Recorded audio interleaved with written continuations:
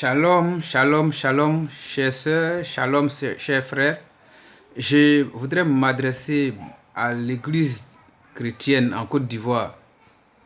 Je voudrais commencer par dire que avec cette affaire de pandémie de coronavirus, l'Église de Côte d'Ivoire n'a pas joué son rôle. L'Église de Côte d'Ivoire a échoué face à ce test, face à cette épreuve à laquelle nous avons fait face. Oui, l'Église a échoué. Pourquoi? La Bible nous dit que des calamités et tout cela arriverait. Oui, ce sont des signes de la fin des temps. Oui. Mais l'Église, que doit-elle faire? L'Église même qui est censée combattre pour le peuple.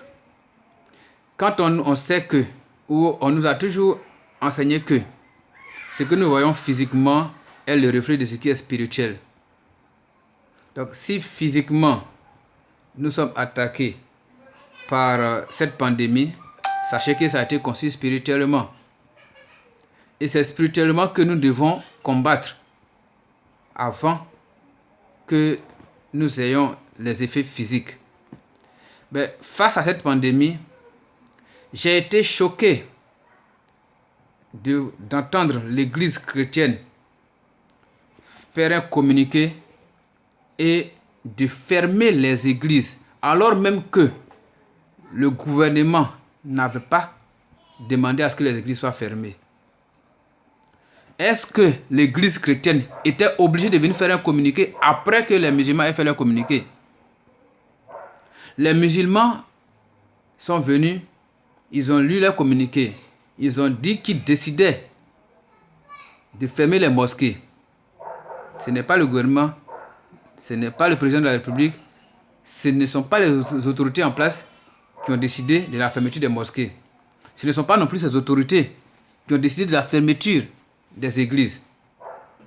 Mais qu'est-ce que nos responsables religieux avaient à gagner en faisant du suivisme ou en faisant du conformisme? Étiez-vous obligé de vous conformer à l'agissement des musulmans? Je dis non. Nous avons le Saint-Esprit. Et le Saint-Esprit est un esprit de discernement. Ce que les musulmans ont fait, il fallait que nos autorités chrétiennes discernent que c'était aussi une stratégie pour inciter le gouvernement à demander la fermeture des églises. L'église qui doit se tenir la brèche pour prier pour la nation. La Bible ne dit-elle pas que de prier pour la ville dans laquelle nous sommes parce que notre paix dépend de sa paix? Mais si l'église, la ville dans laquelle nous sommes est troublée et que l'église ferme, mais qui priera pour la paix de cette ville pour que tout le monde ait la paix? Honnêtement, et je le redis, moi personnellement, j'ai été déçu de nos autorités chrétiennes qui ont de manière unilatérale décidé de la fermeture des églises. Pourtant, le gouvernement avait donné la latitude de se réunir jusqu'à maximum 50 personnes. Pourquoi ne pas réorganiser les cultes, réorganiser les réunions de prière, réorganiser les rassemblements à l'église, les moments d'intercession, de sorte qu'on ne dépasse pas 50 personnes, que de venir fermer? J'ai dit, l'église chrétienne en Côte d'Ivoire a échoué, a failli à sa mission. L'église qui devait se tenir en brèche a failli à sa mission. Je bénis les quelques rares pasteurs qui s'étaient organisés à leur manière et qui jusqu'au jour d'aujourd'hui continuent de faire quelques moments de prière, même si ce sont des cellules de prière dans les maisons ou même quelques petits rassemblements dans les temples. Je les bénis. Grâce à eux aussi, le Seigneur agit en notre faveur. Je les bénis. J'ai été choqué de voir que sur les réseaux sociaux, des hommes de Dieu ont dit que oui, la Bible même recommande le confinement. Oui, vous êtes basé sur ce qui est écrit dans Ésaïe 26, verset 20.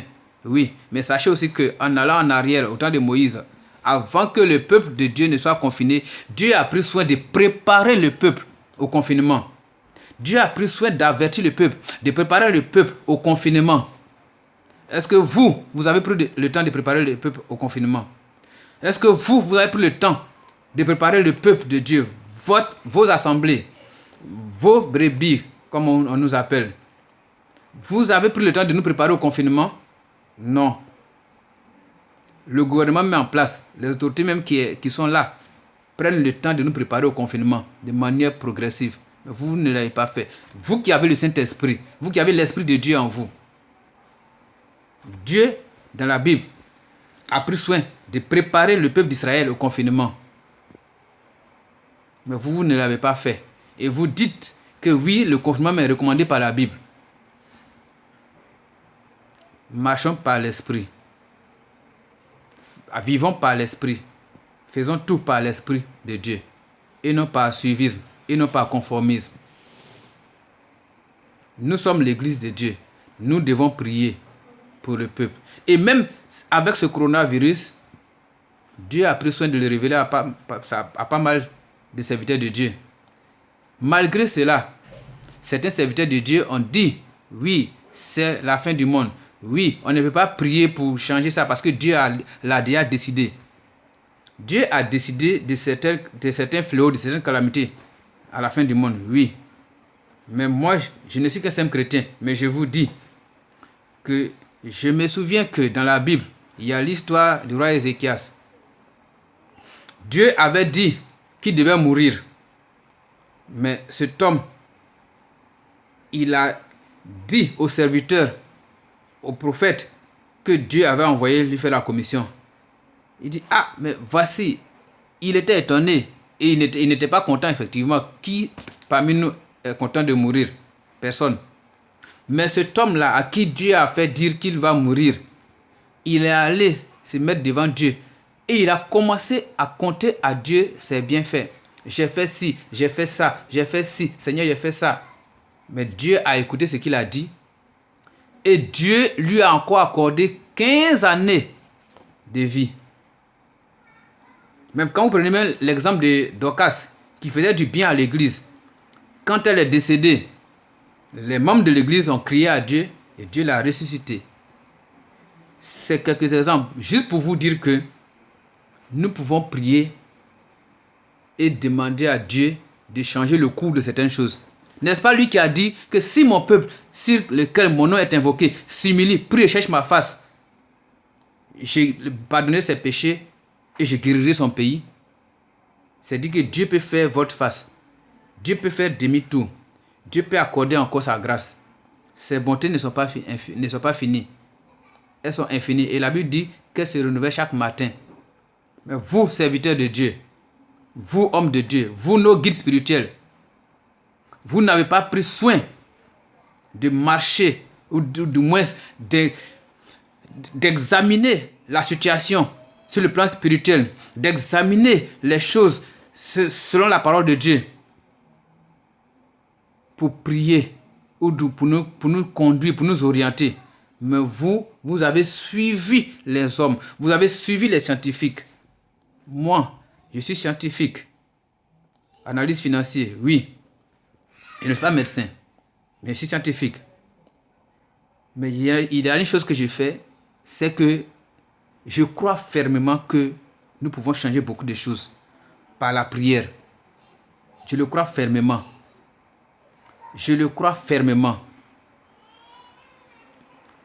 Actuellement, pour moi, c'est le temps des gens intègres.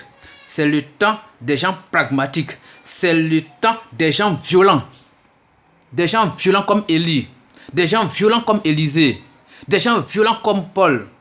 Des gens qui ne reculent devant rien, qui n'ont peur de rien. C'est ce temps-là. C'est la même Bible que vous lisez, que je lis, qui dit que le royaume des cieux appartient aux violents. Aux violents. Oui, c'est forcé. Le royaume des cieux est forcé. Ce sont les violents qui s'en emparent. Mais si vous ne voulez pas être violent, vous vous conformez à ce que les autorités disent. Vous vous conformez à ce que les scientifiques disent, mais la Bible dit, n'appelez pas conjuration ce que ce peuple appelle conjuration. Ces gens-ci parlent de pandémie. Pour moi, nous n'avons pas encore atteint le stade de pandémie. Nous ne sommes qu'à une épidémie. Pour moi. Et pour moi, c'est une maladie curable. C'est une maladie qui peut finir en un clin d'œil si nous en avons la volonté. Ils ne font qu'entretenir la peur. Or, vous savez que la peur est un obstacle à beaucoup de bonnes choses. La peur est un obstacle à beaucoup de bonnes choses. Et c'est ce que ceux qui ont conçu ce virus-là veulent entretenir en nous. La peur, la psychose. Et vous, hommes de Dieu, remplis du Saint-Esprit, donc remplis de l'esprit du discernement, vous avez failli à votre mission. Je le dis à notre honte parce que je suis chrétien aussi. Et tout le monde sait que je suis chrétien. Je le dis à notre honte. Nous qui devions diriger, orienter le monde. Hommes de Dieu, vous nos guides spirituels, avec tout le respect que je vous dois, mais il fallait que je vous le dise. Réveillez-vous et réveillez-nous. Nous vous regardons. Nous avons besoin que vous vous connectiez à Dieu. C'est vous que Dieu a mis là. Vous êtes nos prophètes. Avant, il y avait les prophètes que Dieu envoyait parler au roi. Aujourd'hui, là, c'est vous que nous regardons. C'est vous que nous regardons. Je vous en supplie. Reconnectez-vous à Dieu. Ressaisissez-vous. Je vous en prie. Je vous en prie. Et conduisez-nous dans la voie droite. Par nos prières, par nos supplications et même par le combat, nous pouvons changer le cours de tout ce qui se passe actuellement. Nous pouvons même retourner contre ceux qui ont conçu cette maladie-là, ce mal qu'il fait. Nous pouvons même demander à Dieu de les anéantir là-bas, là où ils sont. Dieu l'a fait avec Saul qui est devenu Paul. Saul de Tarse qui est devenu Paul aujourd'hui. Il peut le faire avec eux aussi. Leurs milliards ne sont rien devant Dieu. Leurs milliards, leurs connaissances scientifiques ne sont rien devant Dieu. En un clin d'œil. En un clin d'œil, Dieu peut faire ce qu'il veut. Si nous le lui demandons. C'est à nous de lever la voix vers Dieu. Nous qui sommes ses enfants. Nous qu'il a mis à nous tenir à la brèche. C'est à nous de faire ce que nous avons à faire. Ne faillissons pas à notre travail. Hommes de Dieu, vous nos guides spirituels, je vous en supplie. Réveillez-vous et réveillez-nous. Réveillez-vous et réveillez-nous. Quand vous serez réveillés, vous verrez que même les chrétiens qui faiblissaient, les chrétiens qui étaient découragés, ils vont se ressaisir. Actuellement, ce n'est pas le moment de faiblir. Actuellement, ce n'est pas le moment de céder au découragement. Merci beaucoup.